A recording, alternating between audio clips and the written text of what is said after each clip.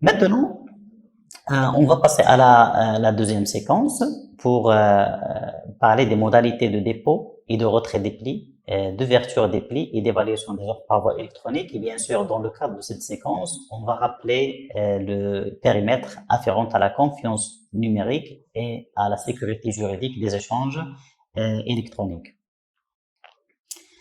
Il faut rappeler que le dépôt et le retrait des plis, l'ouverture des plis et l'évaluation des offres des concurrents peuvent être effectués par voie électronique. Telles sont les dispositions du chapitre 7 relatives au décret des marchés publics, mais également à l'arrêté numéro 2014 du 4 septembre 2014 relative à la dématérialisation des procédures de passation des marchés publics.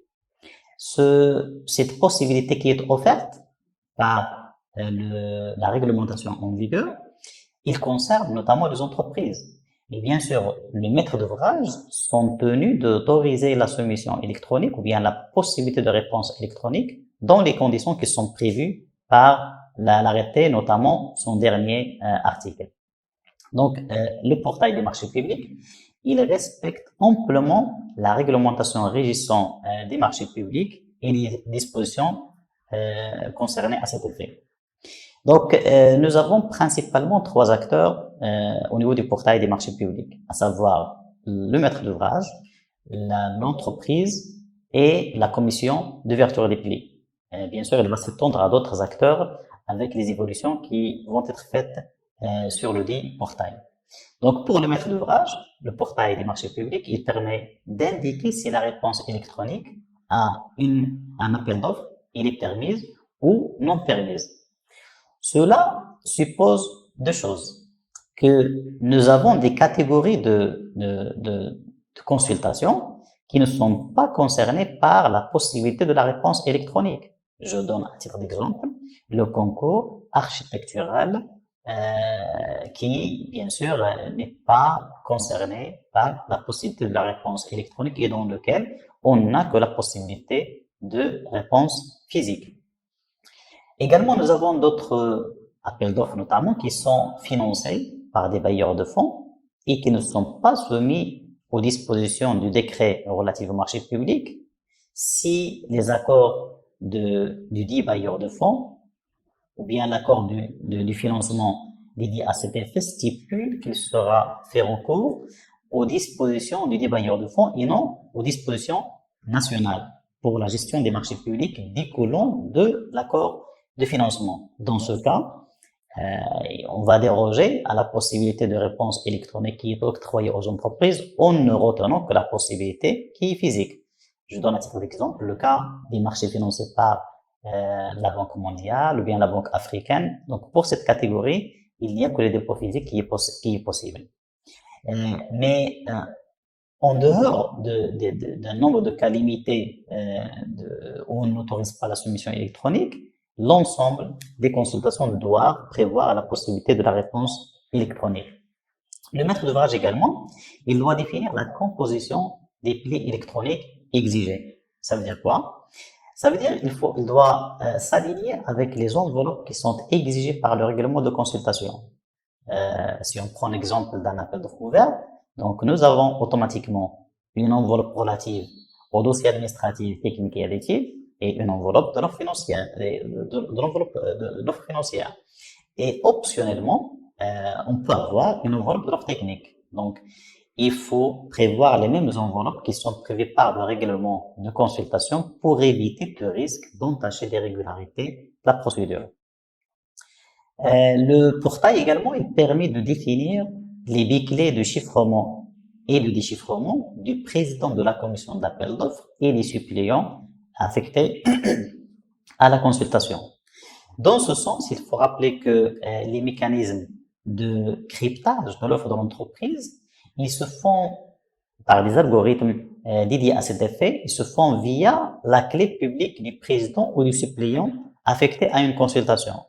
Et le mécanisme de décryptage se fait via des outils et des algorithmes dédiés à cet effet, via la clé privée du président ou du suppléant désigné à cet effet en cas d'absence du dit président. Donc, dans ce sens, au moment de la publication, et bien sûr, pour un appel d'offres qui autorise la soumission électronique, le maître d'ouvrage, il est tenu de préciser les billets de chiffrement, déchiffrement du président affecté à la consultation et des suppléants éventuellement qui vont le remplacer en cas d'absence ou d'empêchement. Le portail des marchés publics, il permet également de publier le résultat d'analyse des travaux de la commission d'appel d'offres et en fin de procédure de publier l'extrait de PV ou éventuellement également le résultat définitif de l'appel d'offres. Pour la commission d'ouverture des plis, le portail des marchés publics, il permet par le biais d'outils dédiés à cet effet de procéder au dépouillement électronique des offres reçues dans le cadre d'une consultation. Il permet également de gérer les travaux de la commission d'appel d'offres depuis le démarrage des travaux de la commission d'appel d'offres jusqu'à leur achèvement, en gérant la démissibilité des enveloppes et en instruisant le résultat d'analyse des étapes au niveau du portail des marchés publics. Pour les entreprises ou les concurrents de façon générale, le portail des marchés publics il permet d'une part, de demander tout renseignement ou information, complément d'information, éclaircissement, éventuellement réclamation. Le portail leur permet de procéder à déposer les différentes demandes y afférentes dans le cadre d'un appel d'offres directement au niveau du portail des marchés publics sans avoir à le faire d'une façon physique, ce qui permet d'assurer une célérité en termes de traitement des dites demandes par les maîtres d'ouvrage en charge de la dite consultation. Le portail des marchés publics il permet aux entreprises de déposer leur réponse électronique d'une façon intuitive, simplifiée, en quelques minutes à travers le portail des marchés publics. Il leur permet également de disposer d'un coffre-fort électronique pour gérer l'ensemble des pièces habituellement demandées au niveau des dossiers administratifs, techniques et parfois additives, au niveau du coffre-fort électronique. Et donc, du coup, une entreprise peut directement associer une ou plusieurs pièces de son coffre-fort électronique directement dans le cadre de la consultation sans avoir à la joindre ponctuellement dans le cadre d'une réponse électronique. Une fois la réponse électronique déposée par un concurrent, le portail des marchés publics, il lui permet de retirer son offre électronique, bien sûr, avant échéance de la date limite de remise des plis et moyennant, on va le voir tout à l'heure, le certificat initial de dépôt de la réponse électronique. Il y a lieu de rappeler également que la réglementation est dans un souci de garantir que la digitalisation de l'achat public ou des marchés publics en particulier ne constitue pas une barrière pour l'entreprise, notamment la petite et moyenne entreprise, mais surtout la toute petite entreprise. Le portail des marchés publics, il garantit le choix exclusif de recourir ou non à la soumission électronique. Dans ce sens, l'entreprise, il garde toujours, dans le cadre de la réglementation régissant la dématérialisation des procédures de passation des marchés publics, de recourir à la réponse électronique ou éventuellement, si l'entreprise le désire, il a toujours la possibilité de recourir au dépôt physique. Cela permet en quelque sorte une meilleure préparation, notamment aux entreprises les plus vulnérables, à savoir les toutes petites entreprises. Toujours dans le cadre des modalités de dépôt et de retrait des plis, il faut rappeler que pour que l'entreprise puisse déposer ces pièces de façon électronique, il faut que les dites pièces soient déposées au niveau de chaque enveloppe prévue par le règlement de la consultation qui, bien sûr, il est pris en application de l'article 29 du décret de 12-349 relatif au marché public. Donc, les dites pièces sont regroupées dans chaque enveloppe dédiée à cet effet, conformément aux conditions d'utilisation du portail des marchés publics. Il faut rappeler également que les pièces visées ci-dessus doivent être signées électroniquement et séparément par le concurrent ou son représentant dûment habilité avant leur insertion dans le fichier électronique. Bien sûr, lequel certificat, il concerne la personne habilitée à engager l'entreprise, c'est-à-dire qui est pourvue par des pièces justifiant ses pouvoirs.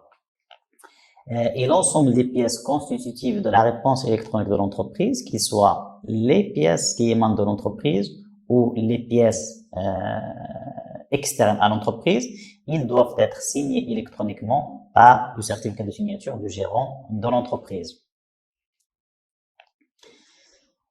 Sur ce slide, présente en quelque sorte l'innovation qui a été faite par l'introduction du digital dans le cadre de la soumission des offres des entreprises, dans la mesure où nous avons maintenant 2 acteurs principaux au lieu de 3. Donc, d'une part, nous avons le fournisseur et d'autre part, nous avons la plateforme de digitalisation des marchés publics. Donc, bien sûr, le fournisseur, il a tout un ensemble de travaux préliminaires à faire avant de pouvoir déposer sa réponse électronique. Cela concerne notamment la préparation des pièces constitutives de sa réponse et des enveloppes qui sont exigées par le règlement de consultation. Donc, dans le cas général, il s'agit des pièces concernant le dossier administratif, technique et additif éventuellement, de l'offre technique éventuellement et de l'offre financière. Donc, une fois ces pièces sont préparées par l'entreprise, il les signe électroniquement à travers l'interface dédiée à cet effet au niveau du portail des marchés publics. Avant, on voit le portail des marchés publics, il procède à un chiffrement, c'est-à-dire à un cryptage de l'offre de l'entreprise au niveau de son poste de travail, avant sa transmission et son dépôt au niveau du coffre électronique du portail des marchés publics. Donc, automatiquement, il y a un accusé de réception qui est systématiquement envoyé au concurrent soumissionnaire d'une façon électronique et qui rappelle l'ensemble des détails de sa réponse électronique pour des besoins de vérification ou des besoins de défendre, de faire valoir ses droits en cas de contestation d'un élément d'éviction abusive. Et le portail également, il sauvegarde les réponses électroniques qui sont reçues jusqu'à échéance de la date limite de remise des plis où on permet à la commission, au président de la commission d'appel d'offres dédiée à cet effet ou en cas d'empêchement ou d'absence, de permettre à son suppléant de procéder à l'ouverture et au déchiffrement des offres reçues de façon électronique selon des conditions du portail des marchés publics et moyennant le recours au biclé de déchiffrement du président ou du suppléant dédié à cet effet.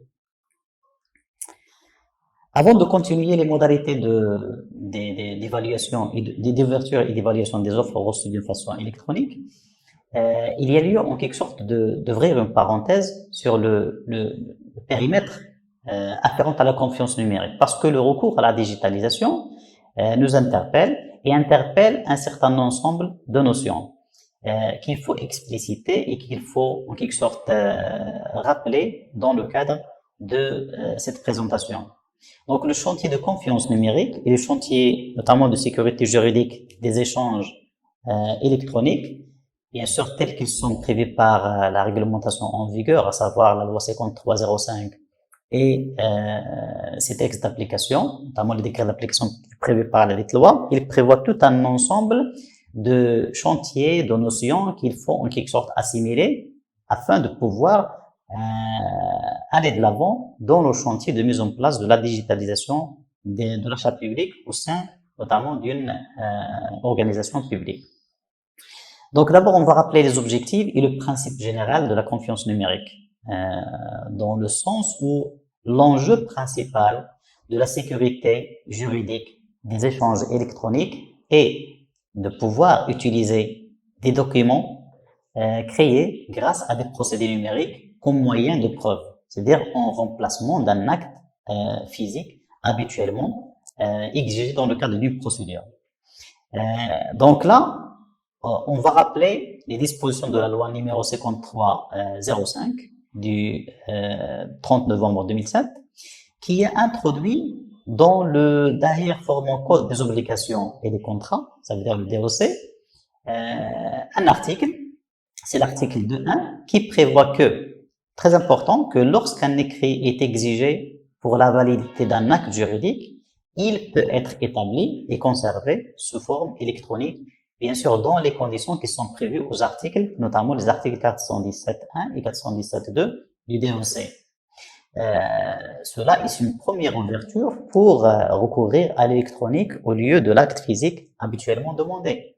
Donc, la nouveauté surtout de la loi 5305, c'est qu'elle a permis une admission expresse de l'équivalent du document papier et du document électronique. Ça veut dire une équivalence de l'acte signé électroniquement en lieu et place du même document signé physiquement, mais bien sûr selon tout un ensemble de rigueurs et de conditions prévues par la loi et ces décrets d'application qu'on va expliciter dans les slides suivants.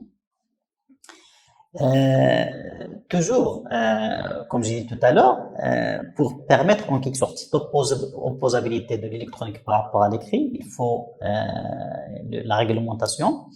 Il a conditionné un certain ensemble de points clés qu'il faut respecter. Selon l'article 417.1, qui est introduit par la loi 5305, il stipule que l'écrit sur support électronique a la même force probante que l'écrit sur support papier. Mais le principe de l'équivalence du document papier et du document électronique, il est soumis à un certain ensemble de conditions, notamment que la personne dont émane le document doit pouvoir être dûment identifiée. Ça veut dire c'est la gestion des identités par le système qui permet la signature d'un acte au lieu de le signer de façon physique. Deuxième condition, c'est que le document doit être établi et conservé dans des conditions qui sont de nature à en garantir l'intégrité. Donc, il y a le principe d'archivage, mais surtout le principe d'intégrité. Donc, déjà, nous avons deux conditions qui sont majeures, à savoir l'authentification, l'archivage et la garantie de l'intégrité. Un peu plus loin au niveau de l'article 417, qui est introduit par la loi 5305 au niveau du DOC, qui prévoit que lorsqu'il est électronique, il convient d'utiliser bien sûr un procédé fiable d'identification garantissant son lien avec l'acte auquel il s'attache. Donc concrètement parlant, dans la pratique, il y a génération d'un jeton de signature qui permet de faire le lien entre un document et le signataire. Donc là, on entre dans les modalités un petit peu, si on ose dire, pratiques qui sont liées à la sécurité des échanges électroniques, mais surtout à la signature électronique. Donc, sur ce slide, bien sûr, on continue en quelque sorte de rappeler les conditions présumées au niveau de l'acte signé électroniquement pour lui donner l'alignement avec la signature physique, en parlant de la fiabilité présumée et la valeur probante renforcée. Donc, conformément à l'article 417.3 du DAHIR des obligations et des contrats, on précise qu'une signature électronique, elle est considérée comme sécurisée lorsqu'elle est créée. L'identité du signataire, elle est assurée, c'est l'authentification. L'intégrité de l'acte juridique, elle est garantie, c'est l'intégrité, ça veut dire l'inaltérabilité de l'acte juridique qui est signé, conformément à la législation et la réglementation en vigueur en la matière. Et bien sûr, là, il y a des renvois qui se font au niveau de décrets d'application qui permet d'assurer la mise en place de la première et jusqu'à présent l'unique autorité de certification au niveau national, à savoir Poste Maroc, qui est la seule agréée à ce stade, à ce jour. Donc, si ces conditions sont réunies, ce type de signature bénéficie d'une présomption légale de fiabilité. Bien sûr, il y a toujours un conditionnement. Il peut y avoir des exceptions, dans la mesure où il s'agit d'une présomption simple, susceptible d'être contestée par une preuve contraire. Donc, toujours dans l'article 417 du DOC, il stipule que la fiabilité d'un procédé de signature électronique, il est présumé jusqu'à preuve contraire, lorsque ce procédé met en œuvre une signature électronique sécurisée. Donc, il y a bien sûr le préalable de l'agrément qui est octroyé par l'ADN, l'administration de la défense nationale, à une autorité de certification.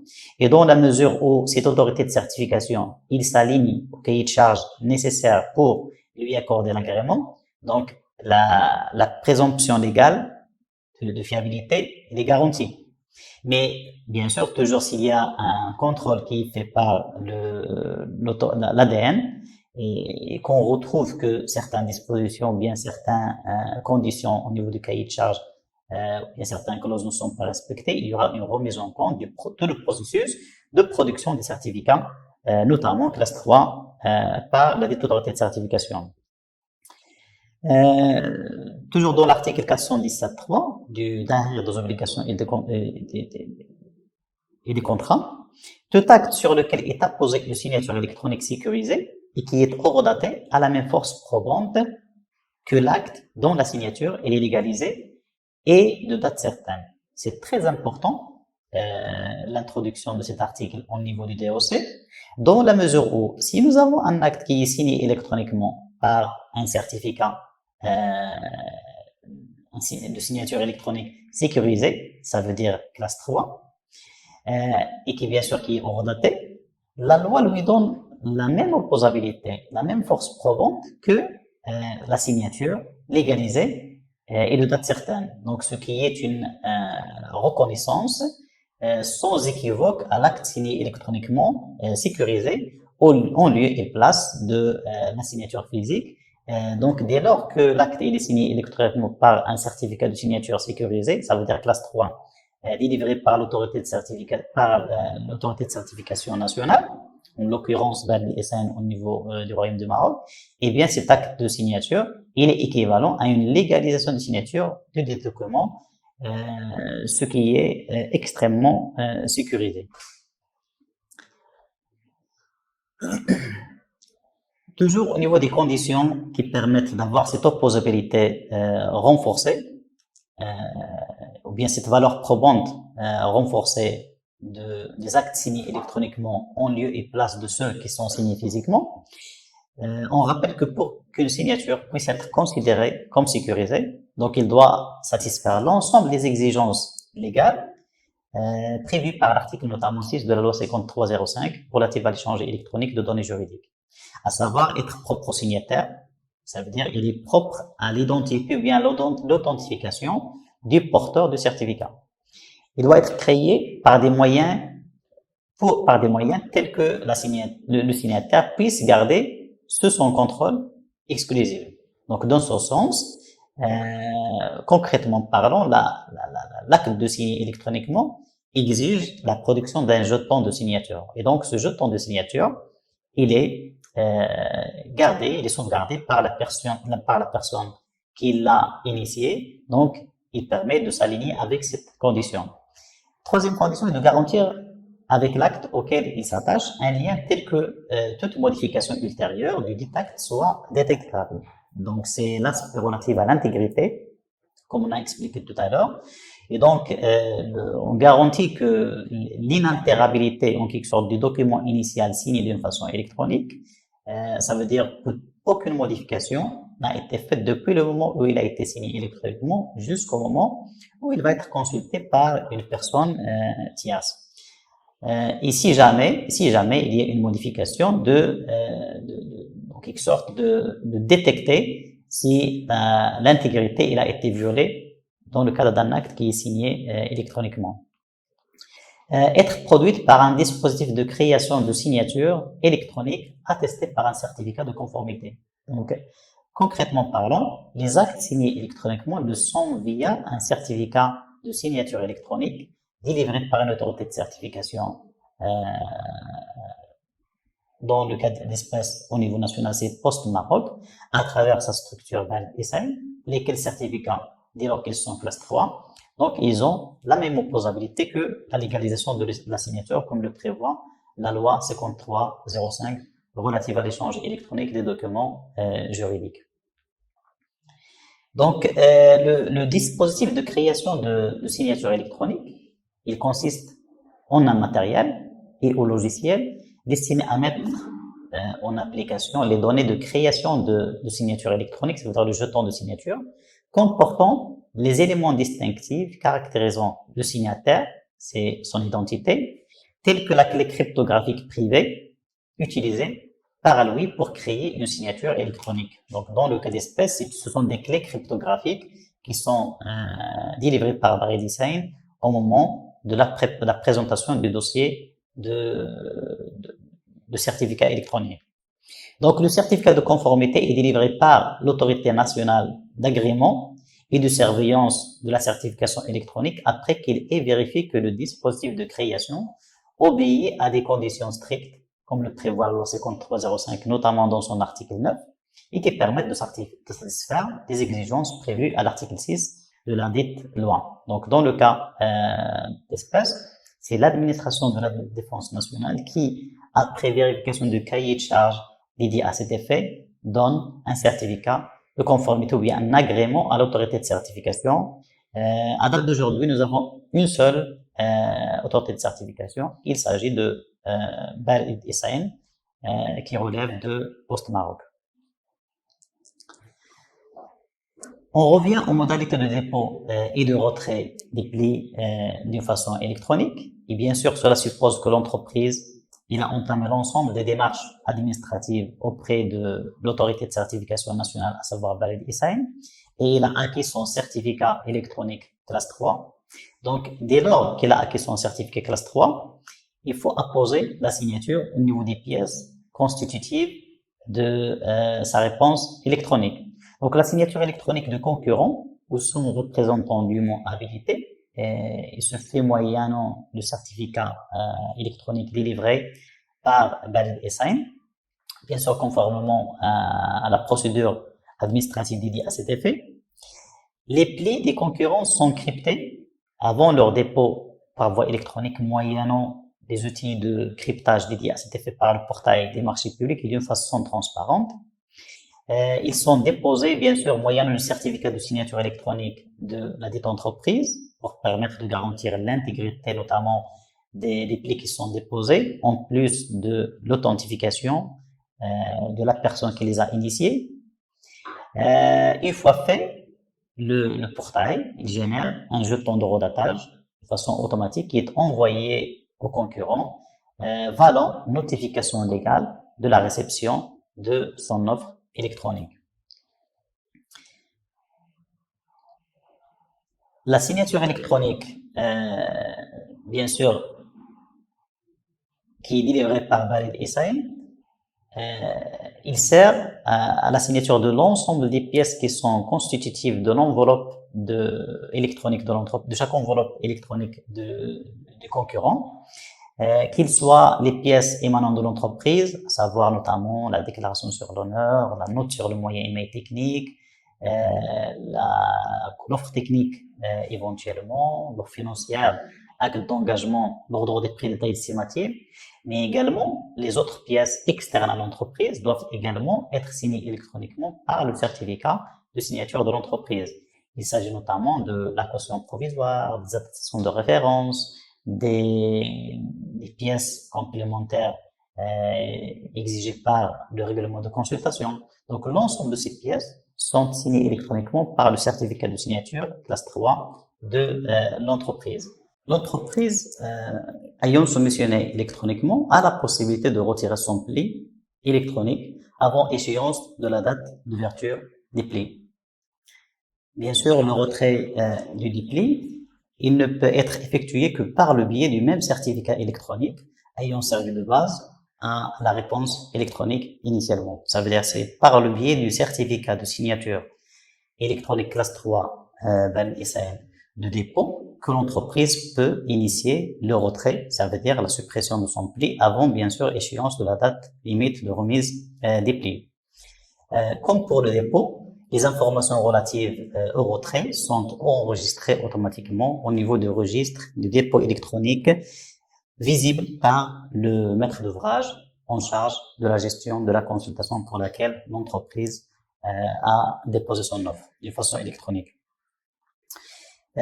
Toujours est-il de rappeler que, comme le prévoit la réglementation en vigueur, les concurrents qui ont retiré leurs plis avant échéance de la date limite de remise des plis ont la possibilité de présenter de nouvelles offres de façon électronique avant, bien sûr, la dite date. L'arrêté numéro 2014, il apporte une précision selon laquelle il est procédé à l'ouverture des plis et à l'évaluation des offres des concurrents transmises par voie électronique dans les conditions prévues par les articles 36 à 40 du décret relatif au marché public, jusqu'à l'achèvement des travaux de la dite commission d'appel d'offres. Donc ce renvoi, c'est un renvoi vers le côté chronologique, mais bien sûr, les conditions appliquées aux réponses électroniques et à leur ouverture et évaluation sont précisées au niveau de l'arrêté numéro 2014 relatif à la dématérialisation des procédures de passation des marchés publics électroniques. Toujours est-il dans le même paragraphe, dans le même article, l'arrêté numéro 2014, il précise que l'ouverture des plis présentés sur support papier et les plis transmis par voie électronique, il se fait durant la même séance d'ouverture des plis. Donc, l'attention des acheteurs publics et notamment des commissions d'ouverture des plis, il est attiré sur le fait que l'arrêté numéro 2014 stipule l'ouverture de l'ensemble des offres qui sont reçues d'une façon électronique et d'une façon papier. Donc, pour pallier à tout risque inhérent du dysfonctionnement du système ou de l'inaccessibilité postérieure du système, après échéance de la date d'ouverture des plis, il faut commencer par l'ouverture des offres électroniques et après, on procède à l'ouverture des offres reçues de façon physique. Comme ça, on va garantir que cette exigence de l'article numéro 2014 sera respectée. Il faut préciser également que les droits d'accès relatifs à l'appel d'offres, notamment au déploiement électronique, ils sont délivrés au président de la commission d'appel d'offres selon les conditions du portail. Il faut préciser que au moment de la publication de l'appel d'offres, il faut désigner le président associé à la consultation et le suppléant ou les suppléants qui peuvent le remplacer en cas d'absence ou d'empêchement. Et ce droit d'accès, il est confirmé par une action qui est faite par l'administrateur du maître d'ouvrage dans la mesure où il lui accorde l'invitation avec l'habilitation dédiée à cet effet. Donc, en plus de l'invitation, bien sûr, le processus de déchiffrement ne peut se faire que par la clé privée du président assistant aux travaux de la commission d'appel d'offres ou de son suppléant en cas d'empêchement ou d'absence. Donc, l'accès aux plis reçus d'une façon électronique, il est fait via le compte du président de la commission d'appel d'offres ou son suppléant en cas d'absence ou d'empêchement. Toujours est-il de préciser que la réglementation, il prévoit la possibilité de reporter d'un délai de 48 heures en cas de difficultés techniques qui sont imputées à la non-disponibilité du portail ou à tout dysfonctionnement qui ne permette pas l'ouverture et l'évaluation des offres transmises par voie électronique à la date et à l'heure fixée pour l'ouverture des plis. Donc, ce report, il s'explique par le fait que des conditions n'ayant pas permis le bon déroulement du déploiement électronique, soit liées à un dysfonctionnement de quelque nature que ce soit à une inaccessibilité du portail des marchés publics. Donc, dans ce sens, la réglementation, il prévoit le report de 48 heures jusqu'à lever les dysfonctionnements qui ont été identifiés la première fois. Après achèvement des travaux de la commission d'appel d'offres, bien sûr, tout au long de la procédure, le président de la commission d'appel d'offres a la possibilité de renseigner le résultat des travaux d'analyse jusqu'à achèvement des travaux de la commission d'appel d'offres. Donc, c'est par la suite que le maître d'ouvrage, il publie le résultat définitif de l'appel d'offres et l'extrait de PV selon les conditions du portail au niveau de l'espace dédié à cet effet. Il y a lieu de rappeler que l'arrêté numéro 2014, il stipule que la conclusion du marché issu de la procédure de la soumission électronique est effectuée sur la base d'un dossier sous format papier. Dans ce sens, le concurrent auquel il est envisagé d'attribuer le marché, il est tenu de rematérialiser son offre électronique, c'est-à-dire de reproduire la version papier de son offre électronique au stade de la production notamment du complément du dossier administratif dans le délai qui est prévu par la réglementation dans ce sens.